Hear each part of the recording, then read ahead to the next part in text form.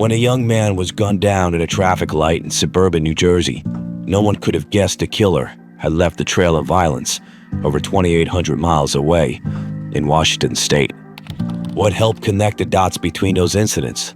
A fingerprint, great investigative work, a recovered cartridge case, integrated technology, and a nationwide network. On June 25th, 2014, 19-year-old Brendan Tevlin was shot multiple times while stopped at a red light in West Orange, New Jersey. The motive was unclear, the scene tragic. The clues? Few, but one piece of evidence would later prove pivotal in connecting Brendan's murders to others in Washington state. Well, Brendan Tevlin was a 19-year-old, had just completed his freshman year at the University of Richmond. He's Seton Hall Prep graduate, about as solid as a kid as you ever wanted to have. He would be anybody's dream to have as a child. He had been out with some high school friends early that evening, very not a low-key night. It was raining. He was texting back and forth with his mother and was driving home from his friend's house in West Orange to his residence in Livingston, approximately 4 or 5 miles.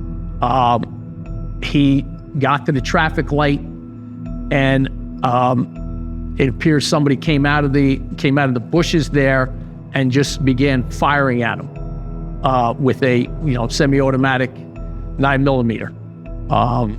And he attempted to get out of the car and was unable to. He was attempted to get out of his seatbelt, but was unable to get out of the car, and eventually was shot. And through interviews with the suspect later on, we got a little more clarity on what transpired there, and more evidence and autopsy evidence and things of that sort. He was shot multiple times by this individual.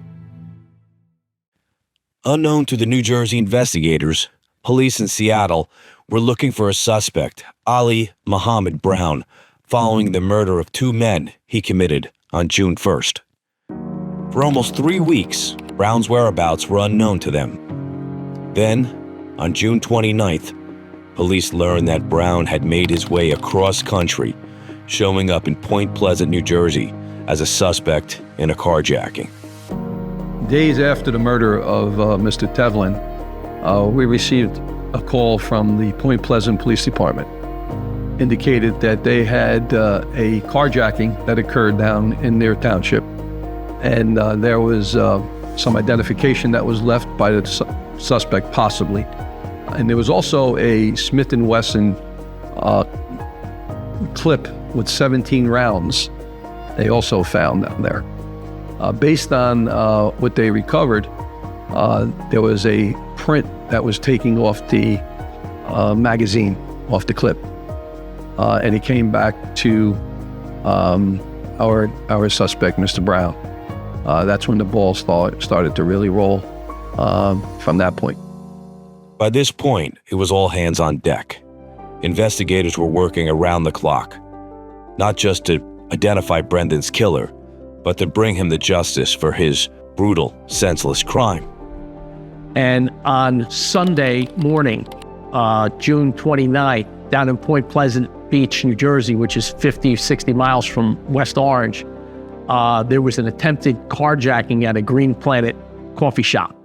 A black male, produced a handgun and ordered a guy to hand over his keys and his wallet. He then took his keys and his wallet and attempted to take the vehicle. He was unable to complete the act because the vehicle was a stick shift and he could not start the vehicle. He then fled from that on foot and entered a Super Stop and Shop and went inside and changed his look, appearance, got out of kind of whatever he was wearing at Green Planet, and then left the area in a cab.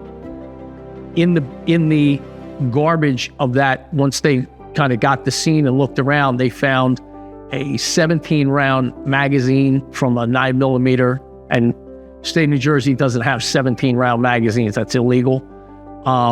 They had a library card that was not to our suspect's name, had his date of birth, had a few things on there.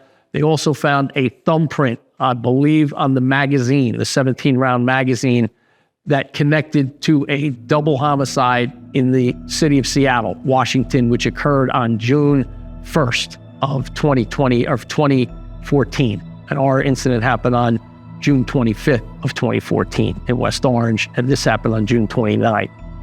As in so many shooting cases, the ballistics unit would prove critical. In this investigation, it was the Newark Police Department's ballistic unit that delivered a key lead. The bullets that were found in the clip, they were sent up to ballistics at the Newark Police Department. Sergeant Laterza was the examiner. And he was able to let the investigators know that the bullets that were in the clip and the shell casings found at the scene of the Tevlin murder matched. So based on that,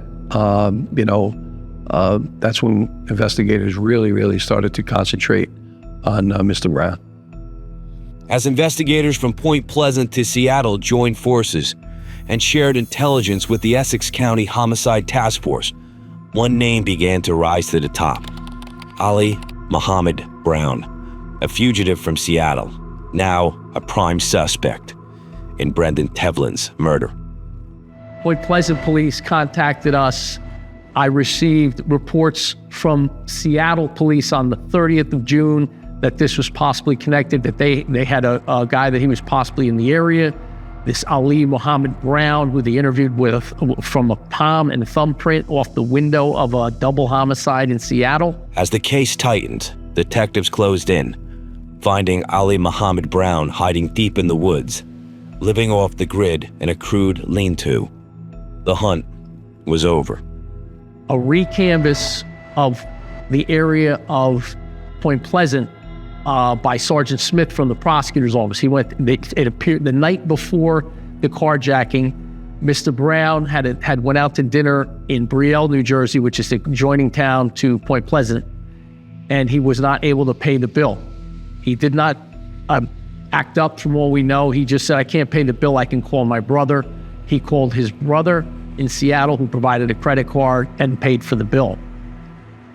When Sergeant Smith went down, he spoke to the hostess, and she said, "Oh, I have a photo of him I took while he was standing by the hostess station." He then forwarded the photograph to me when I was working at the prosecutor's office. I then compared that photograph to a photograph of the gentleman who carjacked a guy on the 10th in West Orange. Mr. Brown did a carjacking on July 10th in West Orange, where he carjacked the gentleman, stole his credit cards. And that gentleman called West Orange police a couple days later after that and said, "Hey, someone's using my credit card in the city of East Orange at a Dunkin' Donuts and at a grocery store." West Orange got video from those. I compared the video from the still photograph from Sergeant Smith got from the Union Landing to the video, and I said, "This is our guy." And we believed he was in the woods up there. West Orange police went into the woods, were able to apprehend him on Friday, July 18th.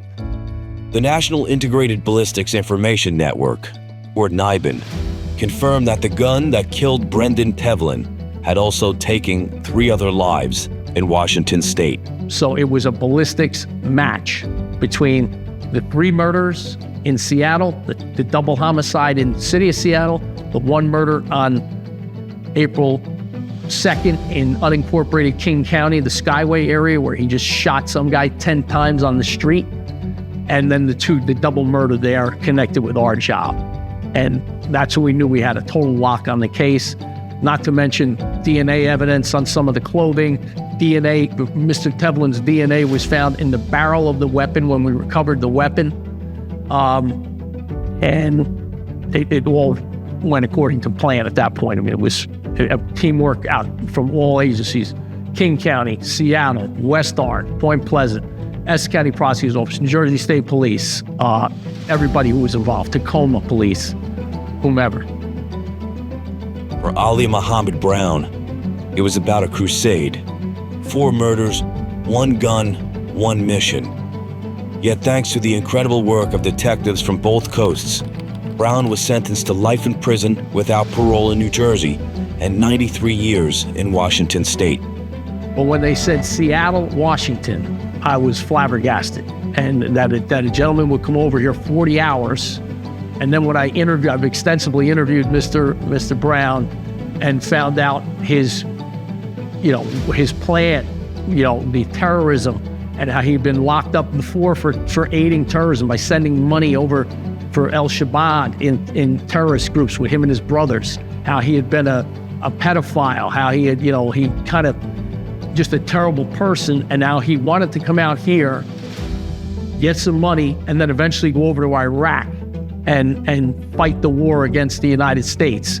Because the reason he's in the woods there, he when he first got there, he came up from the McDonald's and the Dunkin' Donuts down the street on Northfield Avenue. He went into the woods, got his camouflage fatigues on, and was preparing for a just kill.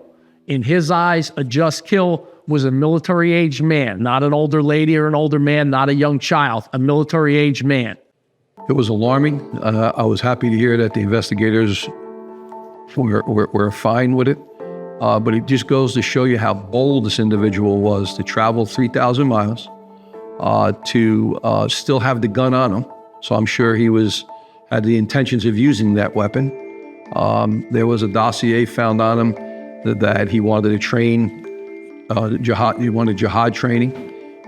He wanted to do different things as far as crazy glue on his fingerprints. So he was there's no doubt about it, he was a dangerous individual. He took 4 lives, innocent lives. Again, what really connected dots to put this individual away was NIBIN. This wasn't just a case solved by solid police work. It was a powerful reminder of NIBIN's impact. It helped connect the dots across state lines, turning scattered shell casings into a clear path to justice. So NIBIN nailed it. What NIBIN did was nobody was looking outside of New Jersey for connections to other homicides. What NIBIN did was show us something that we didn't know. But that linked a suspect in a murder in New Jersey and other violent crimes to 3 murders on the West Coast that we would never have known about. And that individual may have escaped justice in those other murders. As criminals move, evidence follows, near and far. With the right investigative mindset and the right technology, we can follow that trail to justice.